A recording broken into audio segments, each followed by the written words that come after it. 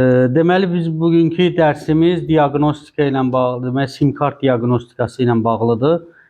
Müştəri telefon gətirib biz belə götürək də, yəni sim kartın heç birini görmür. Ona görə də biz indi ayaqlarını, bunun sim kartın ayaqlarını hamısı yerindədir. Amma ola bilər ki, hər hansı bir ayağına informasiya gəlmir.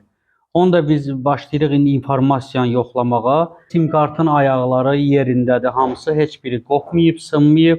İndi biz ayaqlara gələn informasiyanı yoxlayacağıq.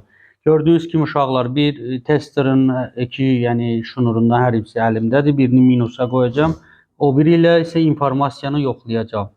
Birinci ayağında informasiya var, işləyir. 2 var.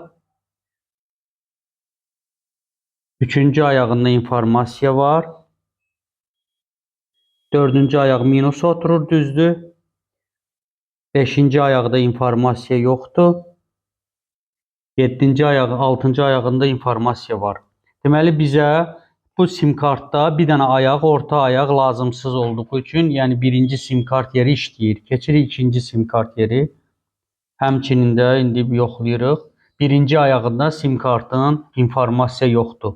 Biz indi hal-hazırda birinci ayaqdan başlayacağıq. Eyni bir plata ilə başqa bir həmənki ayağı tapıb burada sonra simlə vastanavit eləyəcək. Ən qısası belə eləyirik. Yəni sim kartın həmin ayağın dibindən sıxırıq, informasiya gəlir. Heç bizə yəni başqa bir plata lazım olmayacaq. Həmən sim kartın yerindən qopub ayaq sadəcə. Həmən ayağın altından, yanından, kondensatordan xırda bir məftillə birinci ayağı vastanavit eləyəcək.